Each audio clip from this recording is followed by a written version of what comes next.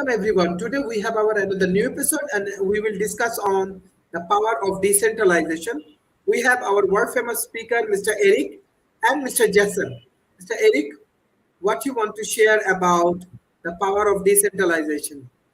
Well, of course, centralization is when all information and command and control and decisions can be made and executed from a central body. And there are huge advantages of that. I I like to think of a naval aircraft carrier. It's a very big ship, but you'd be very distressed to say turn and have everybody execute a turn of that ship on their own. The engines have to come to power. You have to make sure you're not going to hit everything. You need to coordinate with other, all that has to work together like a clockwork, even though it seems kind of slow for a ship to turn. To turn a big ship, it's nice to have control under a central location. On the other hand, there's a lot of other ships that are fast, quick, respond that would having to report back from a central authority would really limit the response. So there's a couple issues there. One is just the ability to execute on where you want to go. But the other part is who has control of what goes on. Just because you can make decisions from a central source doesn't mean everybody wants to fall under that governance from a central source. Just because a central source thinks something may be a good idea, people don't want to give that control up. So it's just like a business. Businesses used to start with this very defined hierarchy where leadership would say turn left and everybody was able to turn left quickly. But as the world got more disruptive, customers expected more, the internet and technology increased the speed. By the time the central authority could even make a decision, it was often too late. Like just imagine, if you had to make decisions in a stock market from a central location, stock prices go up and down, people on the floors knows what they're going on, and they say, oh, sorry, I have to wait.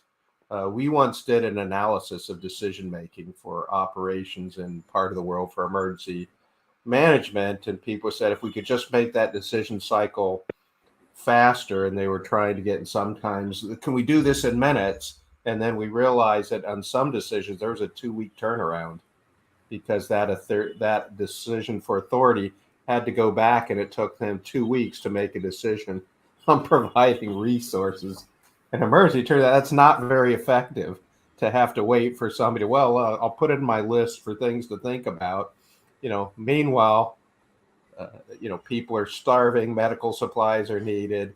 And so we looked at each decision making, and what we worked to do was get more power to local people who knew and were able to respond to be able to respond. So there's two things, just the ability to control and then the desirability of control. So it's decentralization, the ability to make and execute decisions or control resources or even own resources. Distributed is autonomy for people to do that, but also for response time. And it also gives a lot of power. Let's take, for example, the blockchains and code. If a central organization does not own that code, that takes a lot of their ability to force compliance, because people will say, well, if we disagree, I'm just going to take the code and start from there and go my own way. So when you fork the code, just imagine that if you in a stakeholder capitalism, something is the company said, we want to do things that's just good for the management. We're going to give ourselves bonuses and all that. Imagine people would say, okay, well, then we're just going to take this company, copy it, and we're going to go in a different direction. That would make them think twice about saying, wait a minute, how do we distribute the rewards here? How do we balance that out? So you have to take people's, when you have a right to secede, you have to take people's feelings and thoughts and desires and needs into account, or else they'll go other places. But so one thing is control, one thing is the desirability of control, but the other thing is just the environment and innovative and the ability to capture diversity. Because when you decentralize things, people can create, and you're not only increasing the ability to execute, but the ability for people to come together and say, well, let's try this, or let's try that. And you're seeing that in business, both with this idea of sociocracies, but especially holacracies like Zappos Shoes did. It's like, well, let the purchasing department get their stuff down, and engineering can do this. So distributing the ability for people to react and be creative and start things. I know Jason and I play in the gaming world, and the idea is people can create a world and somebody else can jump on top of it, because there's no centralized control other than to provide that framework. People can come in and say, I love Jason's game, I'm going to make another game, or I'm going to put right on top of Jason's game, and then Dr. Sharif can come in and say, well, let's do something on top of that. So I think decentralization gives you the ability to also be very innovative, because things can happen fast when you don't have to say, wait a minute, let's get this approved, and hold on a second, let's think about this. It's like, for some things you do want to think about something, but other things you don't need to. So I guess one of my main points, it's what are we trying to do? That's the big thing. Do you want decentralization? Well, what are we trying to do here, and how important? What are the, not only the positive effects, but what are the risks that we take by allowing control to go out in other places? So I guess that's a good start. I'll turn that over to Jake.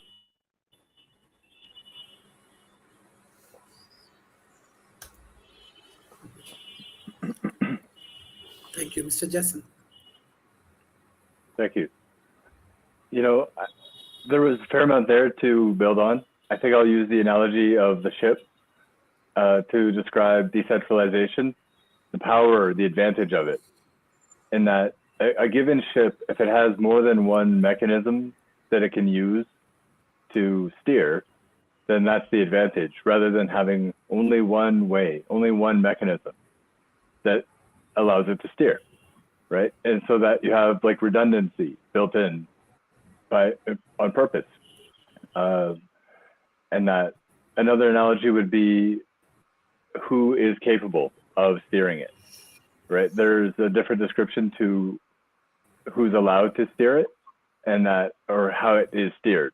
Eric was sort of describing how is the ship steered, and the ship is a singular item, an entity that has, I guess, redundancies built into it like that. So I think the most important aspect of decentralization is about that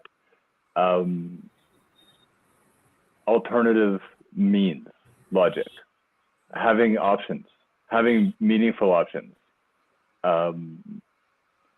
like alternative pathways. It sort of is the functional way to measure decentralization in the foremost, right? All the more likely that the function will be able to perform if it has more than, or the more ways it could happen, the more likely it will. I guess you could say. In the way of business and like human interaction like that, I think that it's amazing what happens. It actually is like the main instrument of oppression, and it's so important for people to be educated about this. Advantage of decentralization is that oppressive entities use that dependency. It's a single point of failure sort of dependency, in that there's only one supplier, or there's only one way to sort of, somebody uses their gatekeeper power to stand between you and what you need, or something. And that is an oppressive behavior. And that it's amazing how much of a transformation occurs when there is more than one gate that is possible to get to what you need, and then both of those gatekeepers have to recognize each other and bargain with each other. Neither of them can quite afford to abuse that bargaining position that's there in that gatekeeper power. If they know that there is another gate that the other can go to. And the transformation that occurs with that is that an empowered person is a better bargaining partner. It really is. An empowered person who you are negotiating with will be able to bargain with you better, to offer better things. And that the real power of decentralization is that increased bargaining position of the average person or of every person. And that in the way of business and industry, I guess what I would describe as the power of decentralization is just that,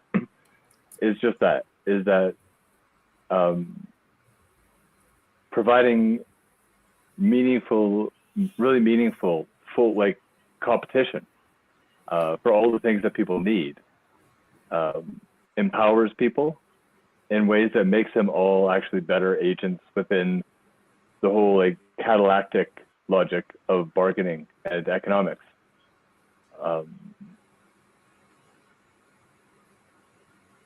There's a fair amount else to sort of understand within the comparison between decentralization and centralization. I would suggest that it's more of a continuum or gradient than it is a binary logic. I think that I would also, no, I guess I'd leave it at that. It's more of a continuum than that. There are very few pure forms of either, I guess you could say.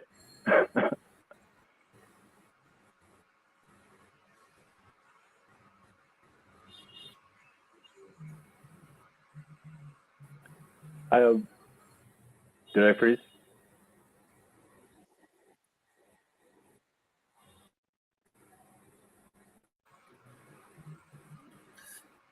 Thank you, Eric.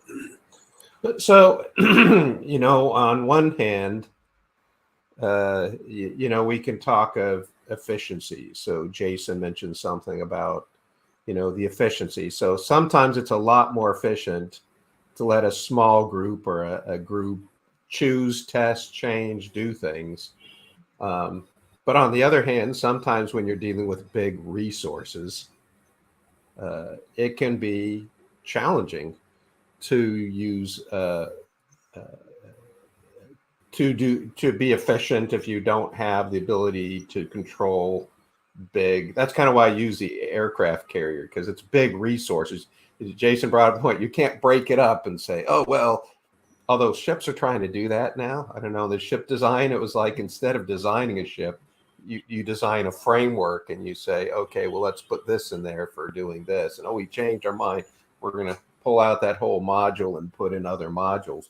So like Jason mentioned, more possible paths to get to the same thing. That's true. But, if you're spending, millions of dollars on a main reduction gear, it's very tough to decentralize making of a main reduction gear because it's so precision and so precise. And sometimes when you get decentralized things, besides having trouble gaining control of big resources, you get a lot of fragmentation. So is fragmentation good? Sometimes it is. Let people try all different kind of things. Let's see if it works. But sometimes fragmentation can be bad. I'm not sure I'd want somebody, fragmentation occurring in design and operation of a nuclear power plant. Fragmentation could be bad when it maybe Jason has money. Fragmentation could be bad when doing a nuclear power plant. So efficiencies, you can have increased efficiencies by centralization. You can also have decreased efficiencies. You can also have fragmentation when you decentralize things. Is fragmentation good? Depends on what you're doing. But you think about it. Whenever you get a group of people, there's disagreements and there's there's goals, reasons to come across, like when you look at the Federalist Papers from the U.S. when they first were trying to make federal government, they argued on the fact that we're better together.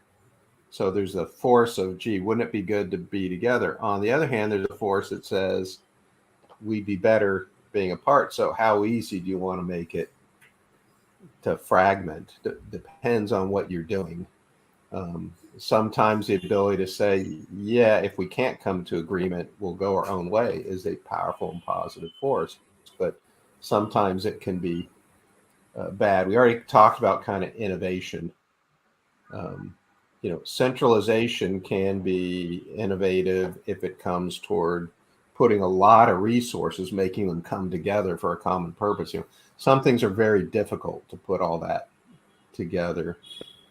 But on the other hand, most of the innovation is coming by very small organizations. If you look at the startup companies, Google didn't start out by a big company going, oh, we're going to pull these resources and put it together.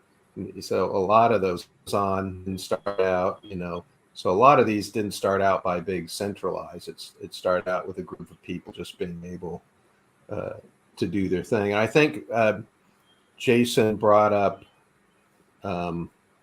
another thing, which is really about engagement. The ability to know you have a choice in a decentralized environment can really motivate and encourage and create a whole different level of fulfillment or happiness. But I think probably one of the biggest arguments for decentralization is resilience. You put all your eggs in one basket, that egg cracks, it's gone. I know when we do weather, which is a big thing, we've got, several different supercomputers which can take over the role of weather forecasting. And it's happened. The National Weather Service had a fire in their supercomputer, and the Navy ran the weather forecasting for both the Navy and for the U.S. Until they got that paired. So resilience is probably one of the biggest arguments for centralization. But again, sometimes coordination can be really tough, decentralized. Like the path is already in place for one center to take over for doing weather forecasting. So that's good. It's decentralized, but the coordination has been worked out. So when you decentralize, you have to worry about, well, how are we going to coordinate those pieces if it's a critical task? And I guess I'll turn that back over to Jason.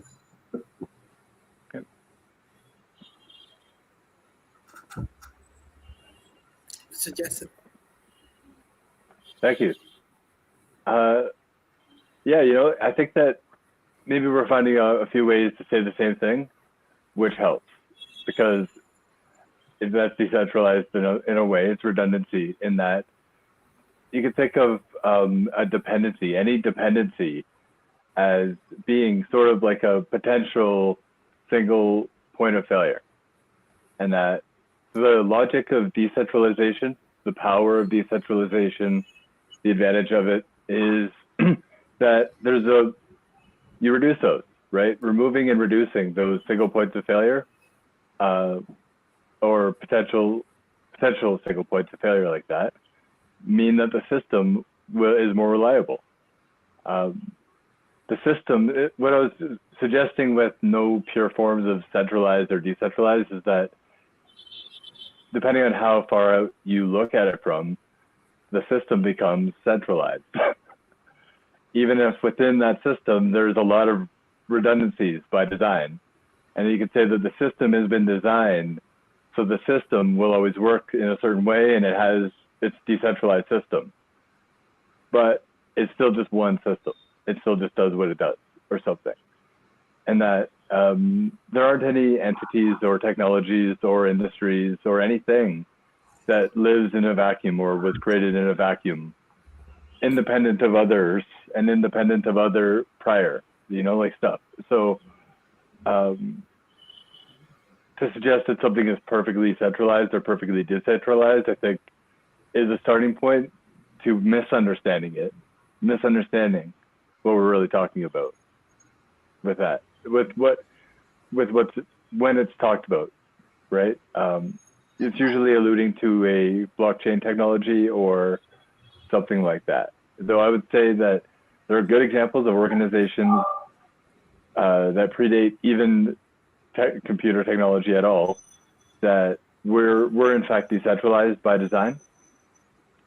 They were like, and what they were looking for were those sort of potential pitfalls of gatekeeper power, and the gatekeeper power being construed as like a bargaining position advantage that is the economic activity, the quote unquote economic activity, is really just pricing gatekeeper power and trying to create more artificial gatekeeper power. And that is disadvantageous, I think, in terms of like economic commentary.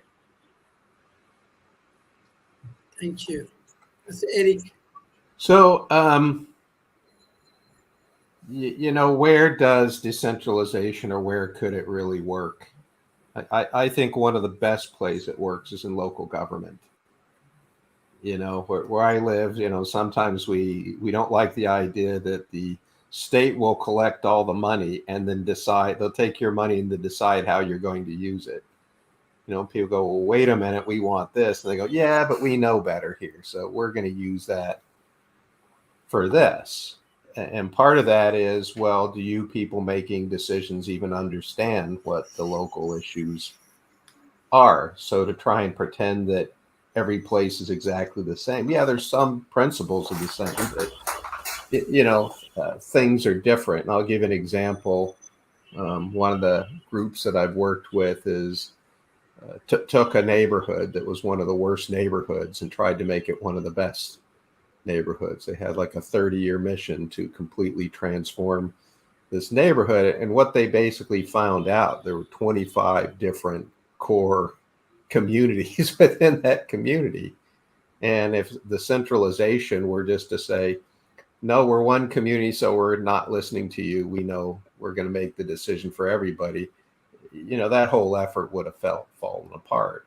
But what they were able to do is create a centralization for all those different groups, and they actually got the leaders in groups. They're all talking and making that and feeding in to that. But the decentralization part of identifying community needs and planning what in there, it was just like, okay, so how are we going to coordinate this and efficiently use resources? So I think local governance, where in areas where responsiveness and understanding is really important, would be that.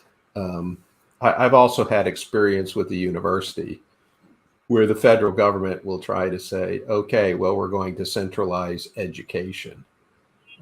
You know, one of the problems is centralizing education is, you know, all the people that we go, oh, look at those big innovators, you know, in the school environment was not set up for them at all. You know, a lot of times we tell our especially our younger people, don't act like we want to train you to be.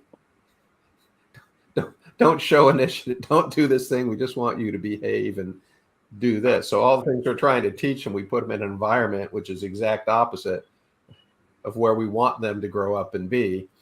And so, you know, we did a lot of innovative things in education. And at one point we were working with the accreditation board to try and move that. But then, you know, the government changed. All said, no, stop all those innovative things. We want everybody doing things the exact same way because that's where we've always done it. But we're like, yeah, you know, we're getting inputs from Qualcomm and people that want to hire people. And they're saying they need different things other than what you're talking about. And if we're a mission to train people to go to this area, and then we find, you know, we can open global markets and accreditation, which is central control of, you know, getting your government loan money and things like that. You know, I found that stifling some education, especially when it came into, you know, local needs and culture. We've even got educators that, no, we don't want you talking about anything other than this base level culture. We just have one culture. And it's like, yeah, that's not really realistic. So I think education can be a really good place to add some decentralization, because what drives a community, especially for economic regional growth, is is it agriculture?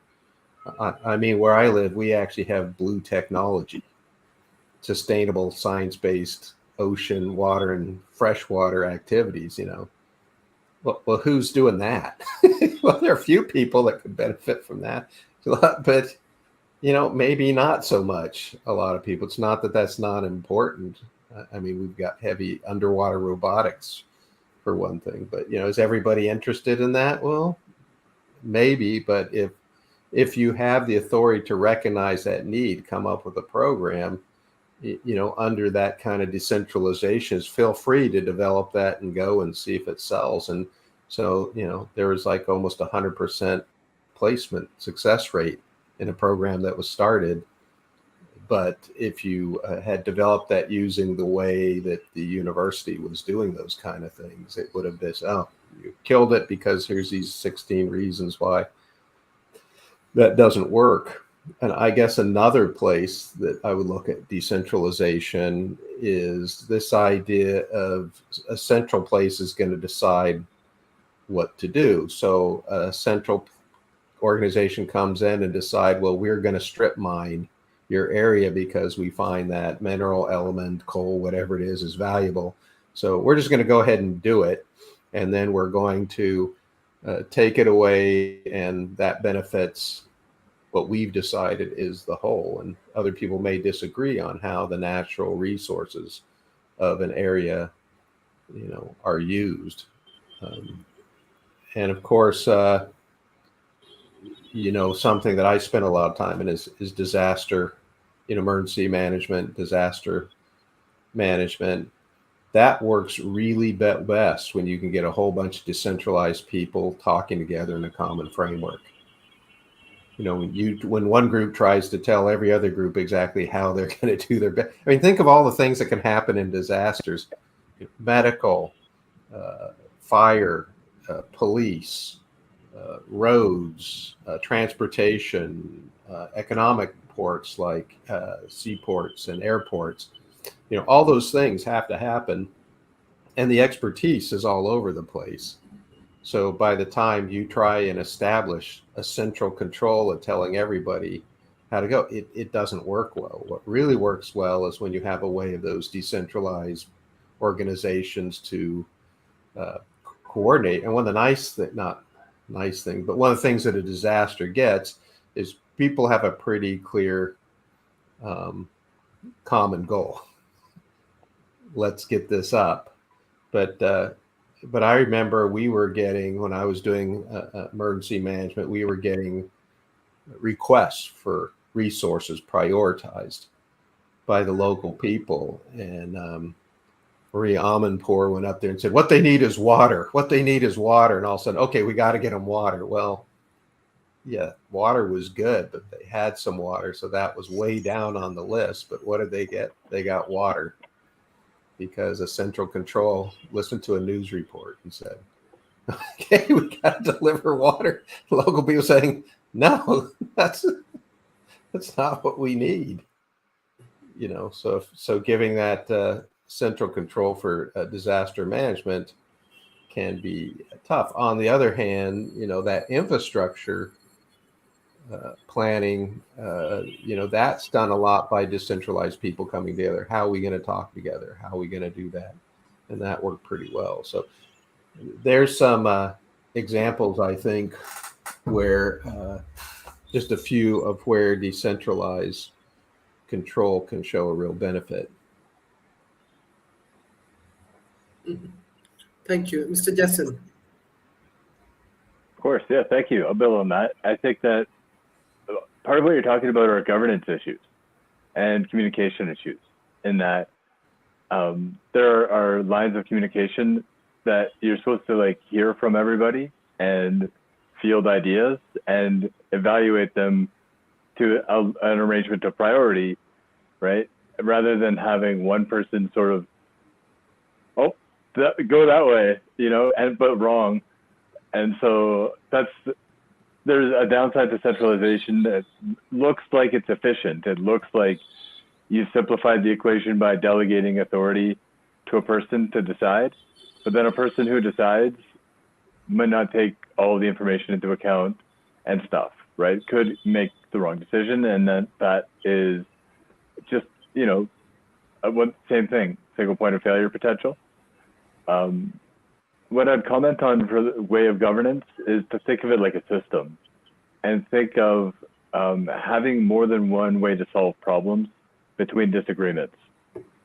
So there are actual techniques that are good techniques that are really widely sort of taught in coaching workshops everywhere for how to solve disagreements, how to work through conflict and disagreement over governance issues, around governance issues, and that having more than one of those techniques that you can deploy is your advantage. So that's like an internal decentralization. Even the individual, one person, can have more than one method that they go to and enjoy the advantage of decentralization from their inner space. And that there's like an internal governance that occurs. A person decides within themselves too. And that there's an external governance because people decide between each other within groups. And having more than one way to make decisions as a group, having more than one way to solve disagreements and solve disputes as a group, provide advantages. Those are examples of the power of decentralization, because the method that gets used can be the point of failure. It could be the dependency, a way of thinking, perhaps even. And so I would suggest as well that organizations really get stuck on having the structure of authority delegation.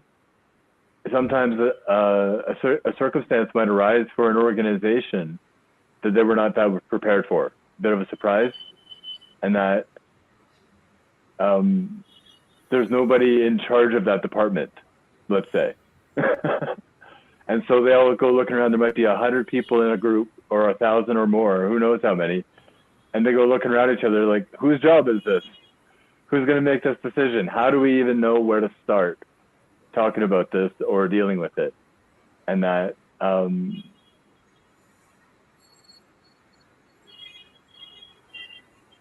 being able to adapt is sort of like the characteristic of decentralization, right?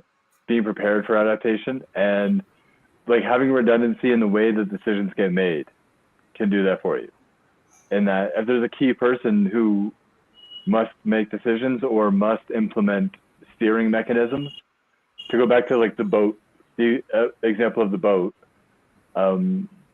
there is both a method of deciding who and how, where to go and who decide and who's steering, as well as like a skill to steering and navigating, of course, right? You can't, I think to use this analogy, it would be to say,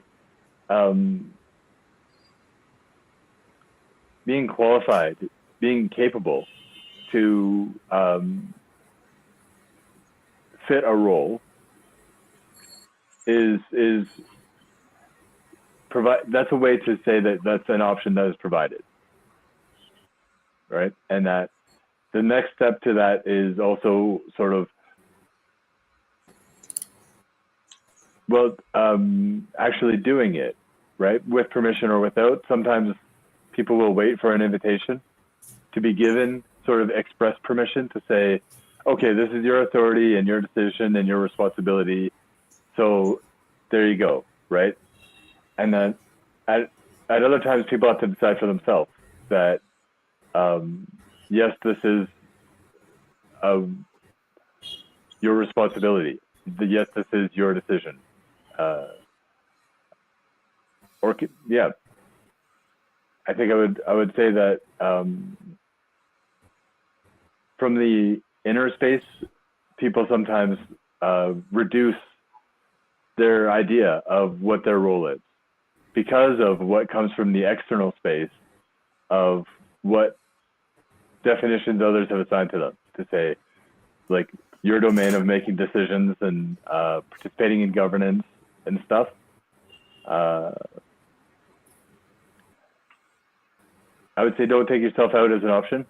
Decide that first, and just see this happening within organizations, right? See, have a look at, is there internal competition within governance? Is there internal competition within ideas? Is it fun, right? Are people comfortable and fun, having a fun spirit of making an alternative available?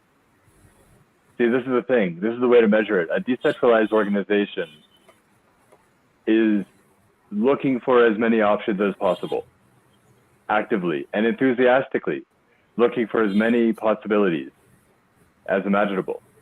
And so people begin to have fun. A whole culture does form around a decentralized organizational culture of making themselves available to be an option for something, or to contribute an idea, to provide a possibility. And that I thought I'd just share that. You know, an organization that has not taken that advantage, right? Some organizations have not realized that advantage within its internal culture, and that they feel threatened by new ideas. They feel threatened by diversity of thought. They feel threatened typically by the capabilities of others. Like, yeah, sure, you could do everything I can do, but just act like you can't or something, please, because the scarcity of what I'm capable of is what sort of insulates my job here.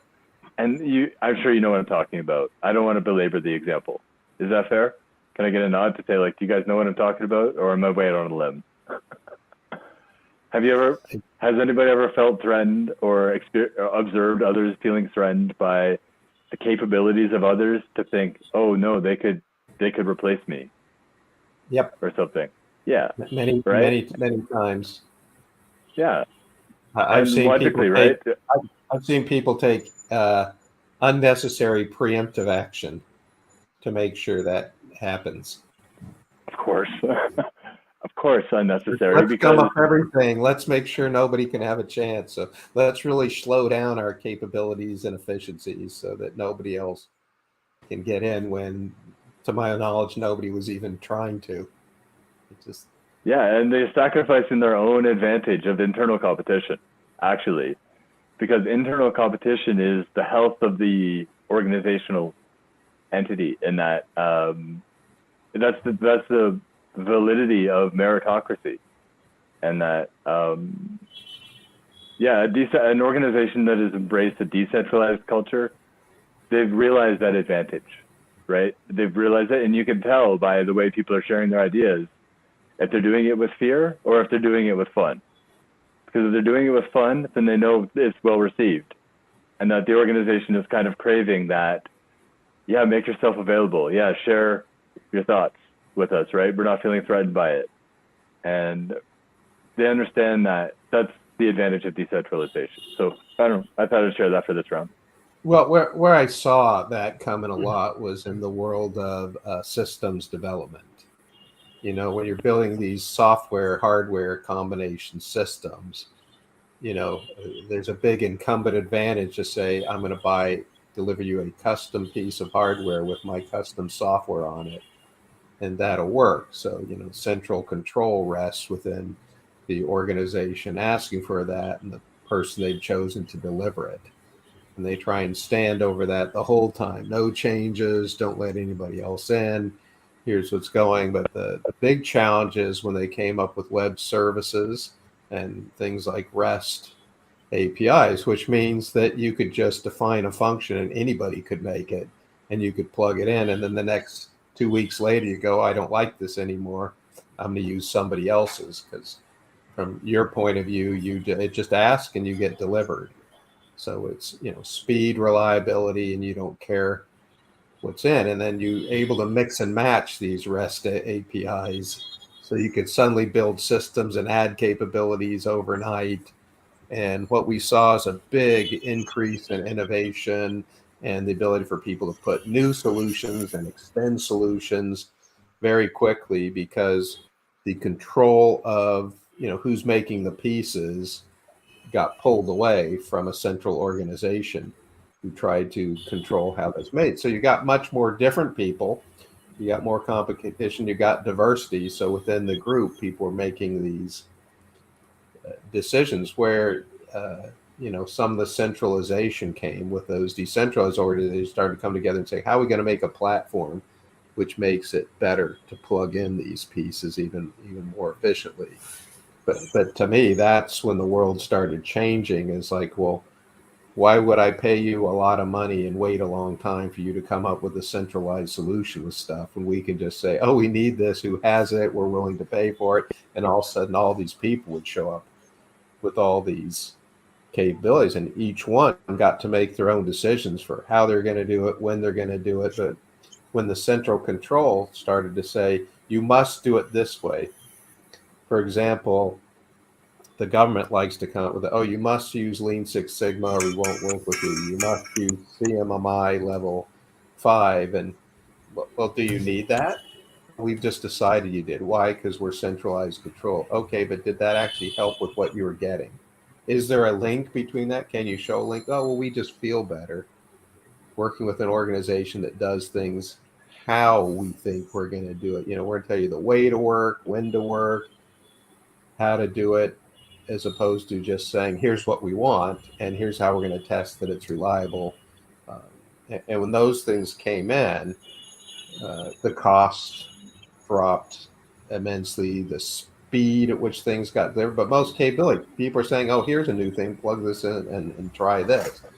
I mean, I saw some solutions that delivered in a month in pretty critical situations that would have taken, years. So my own personal example of decentralization was in the actual hardware software, where people could put commodity hardware out that could run lots of different stuff, and people making that stuff.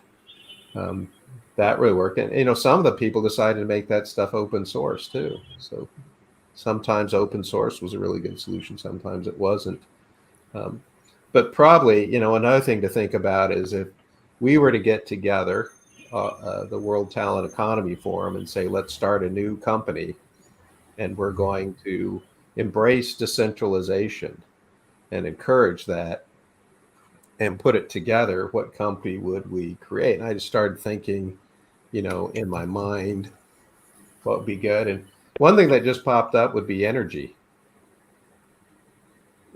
If you put together energy and agriculture and say, go out, make your own decisions about energy, but we'd like to share it, buy it, use it, come to agreements together. I see energy would provide, a big resilience.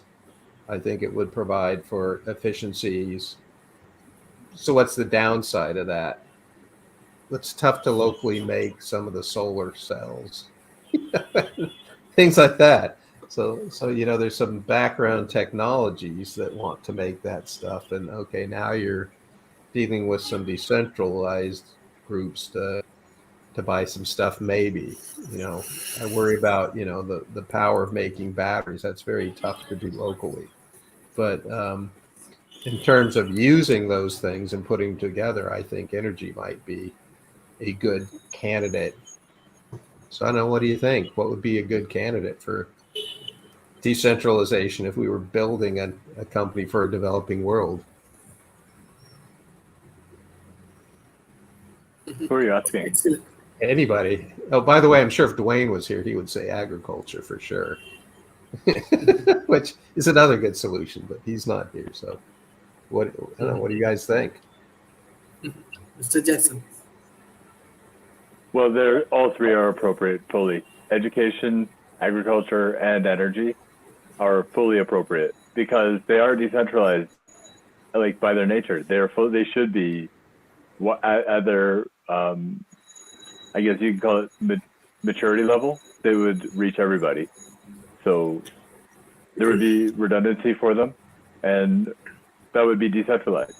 So, because they come from so many sources, because there are so many different ways. I think there are more than 12 ways to make electricity cleanly. I mean, in some sense, cleanly, right? And there's so many ways to produce agriculture as well. There's so many ways to produce food. There's so many ways to deliver education and to certify, to confirm that people have an understanding of the material, and that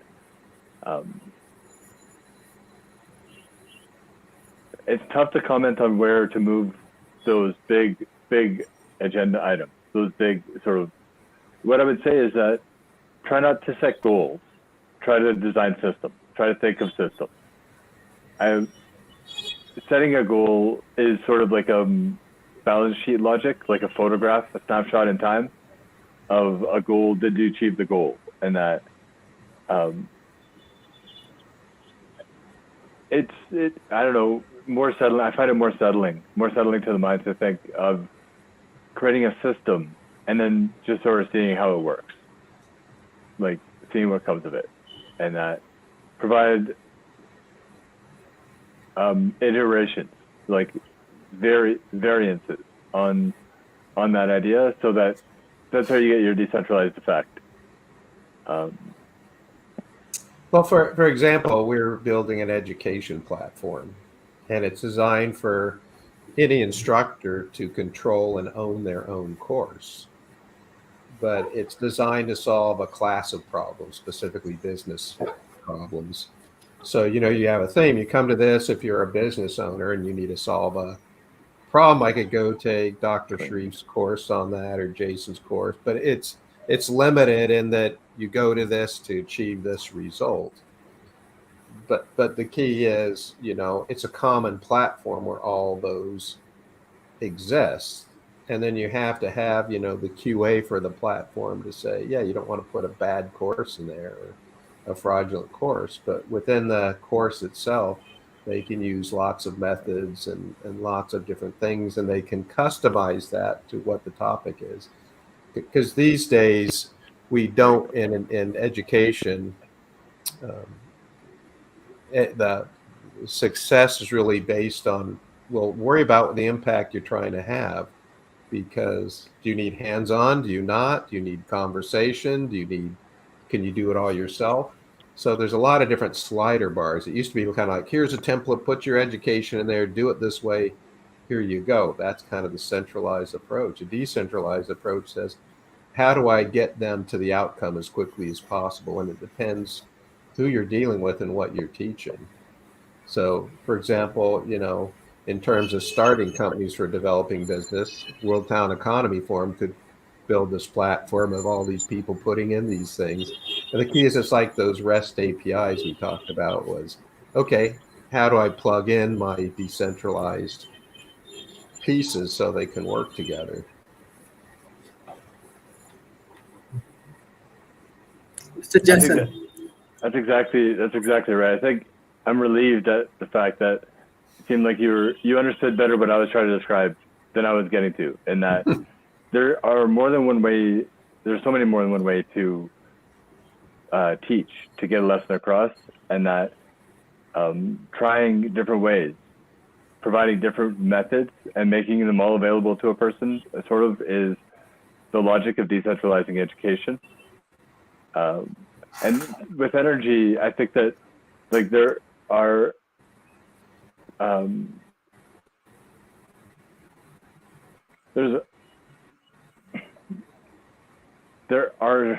wow, I had this thought very clearly just a moment ago, and then I completely lost about, for example, hydrogen is sort of like a energy storage solution that you could say is like the hydrogen economy, and that the logic of the hydrogen economy might be centralized because it's just one fuel type. What else goes into that, though, is that there are so many ways of producing hydrogen and storing it and using it that would each need some redundancy, that would be providing some redundancy, and that the energy the concept of a decentralized grid and a decentralized energy system, well, I think we're already kind of there. There already is some competition. I mean, the oil and gas industry is heavily subsidized and also the heavily sort of regulated capped. And when people think of energy, they think of oil and gas industry as an incumbent, right? And like, obviously there's competition occurring with other forms of energy, all forms of energy. And that there's so much complexity to that, it's difficult to find a single sort of statement that you can put out there that applies and is fair. Because it is a system of systems, right? And that even one of those components would have some redundancy in it. And that the governance for that would also probably have some redundancy in it. And that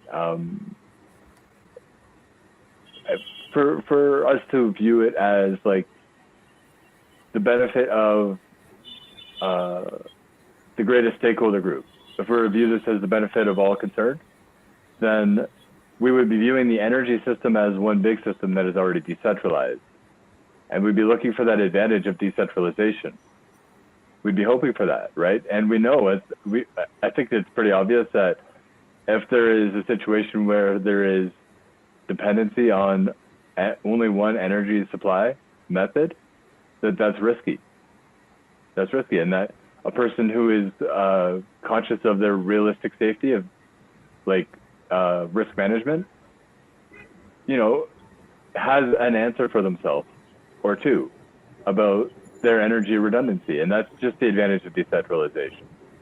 And that is something I believe in.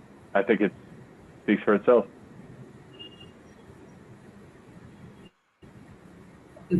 Thank you. Mr. Eric, what's your concluding remarks for today's session?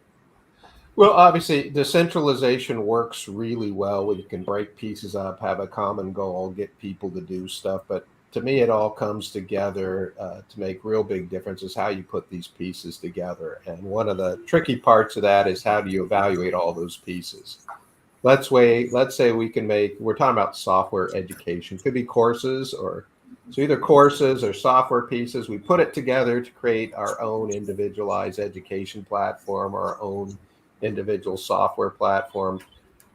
That's great, but one of the big keys to me is how do you evaluate that?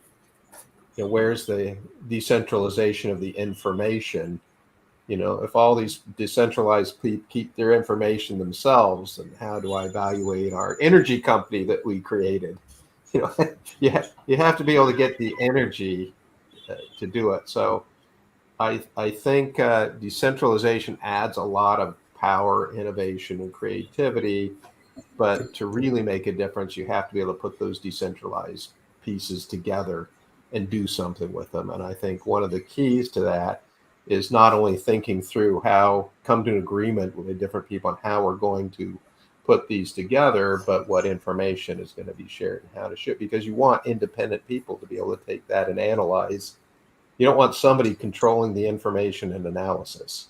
So if the information's free and anybody can analyze it, that's a whole decentralized groups that say, we're going to get together and analyze the information and look for this and that and the other thing. So I think not only do you have to work on control of authority and resources, but I think information is a big key that must be considered.